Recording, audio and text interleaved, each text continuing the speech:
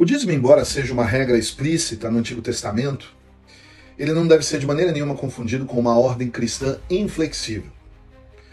Lá no contexto da Antiga Aliança, o dízimo era instituído como uma forma de sustentar o culto, os serviços religiosos.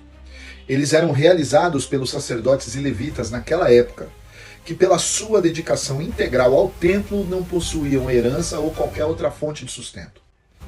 Então isso era uma espécie de mecanismo providencial para assegurar que absolutamente nada faltasse a eles nem seus familiares, como aos pobres, as viúvas e os órfãos, esses grupos historicamente marginalizados.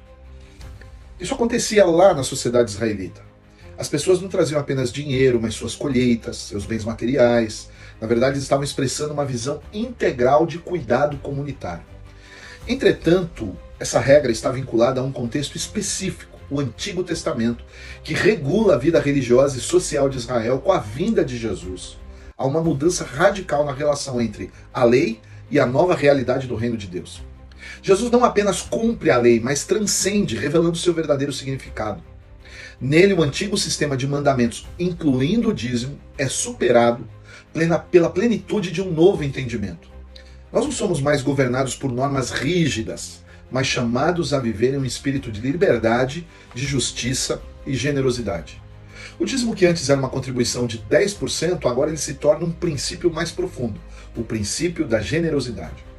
Em Cristo, o foco não está mais numa quantia específica, num percentual, mas na postura do seu coração. A generosidade não é só um mero ato isolado, mas uma disposição constante. Um chamado para que todas as nossas posses, os nossos recursos, estejam à disposição para suprir as necessidades na vida do próximo.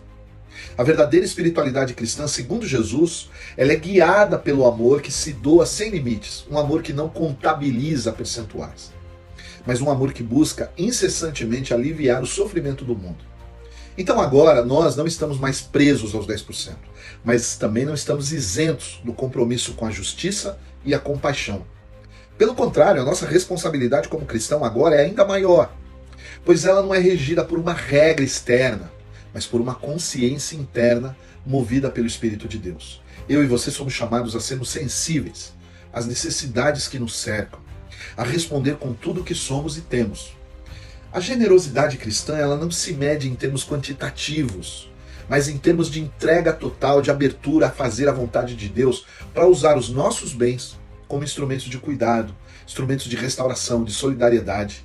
Em Cristo, essa antiga fórmula de dízimo se transforma num convite para vivermos de maneira sacrificial, generosa e abundante, conforme o coração de Deus. Jesus ele ilustra uma mudança de perspectiva em relação ao dízimo e à generosidade em duas passagens dos evangelhos.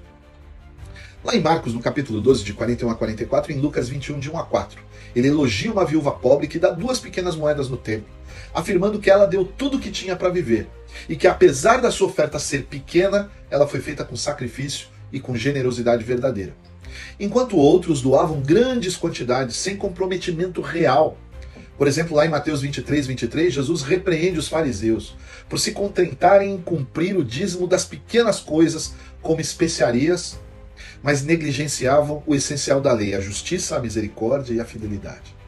Ele critica o legalismo que segue regras, mas deixa de lado a compaixão com o próximo. Esses exemplos expõem a hipocrisia, focada em números, em regras, em vez de um coração transformado.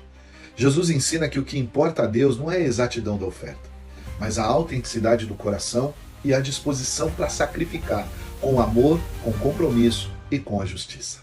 Deus te abençoe.